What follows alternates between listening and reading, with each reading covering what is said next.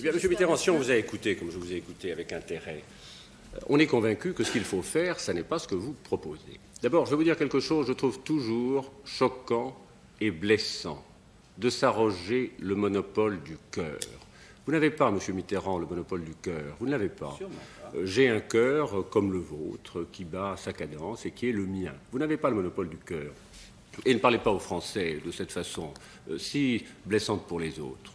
Nous voilà le 10 mai pour ce premier débat télévisé entre deux candidats arrivés en tête au premier tour de l'élection présidentielle. Premier débat de la Ve République pour mettre en perspective le programme des deux candidats, François Mitterrand et Valéry Giscard d'Estaing. Et moi, l'impression que j'en conserve, d'abord c'est ce décor qui était un peu suranné, décor de l'ORTF, avec le logo de l'ORTF, et puis ces deux journalistes qui sont les deux modérateurs, Jacqueline Baudrier et Alain Duhamel, pour animer ce débat. Et finalement, cette formule qui fera la différence, très certainement, c'est mais Monsieur Mitterrand, vous n'avez pas le monopole du cœur, et j'ai un cœur qui bat comme le vôtre. Et donc, je crois qu'il y a là la démonstration que sur une impression telle que celle qui résulte de la fin d'un débat télévisé de cette nature, les Français ont pu se déterminer, et c'est ce qui a fait la bascule des 400 000 voix qui feront l'écart au deuxième tour.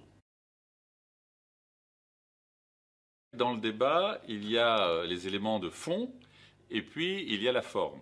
La forme, c'est d'abord la différence d'âge entre les deux candidats. Le jeune ministre des Finances, 48 ans, et un politicien expérimenté, on dirait chevronné, on dirait peut-être un peu aussi d'une autre époque, François Mitterrand, qui n'est pas à l'aise avec le média télévisuel, alors que Valéry Giscard d'Estaing avait déjà, pendant la période où il est ministre des Finances, pendant les 5 années précédentes, ministre des Finances du président Pompidou, il utilise la télévision comme véhicule de pédagogie, en particulier sur les questions économiques et financières. Et donc il est plus familier de la télévision, et puis il est plus jeune. Et finalement, c'est ce qui peut-être aussi fera la différence de sentiment, d'appréciation à l'issue de ce débat.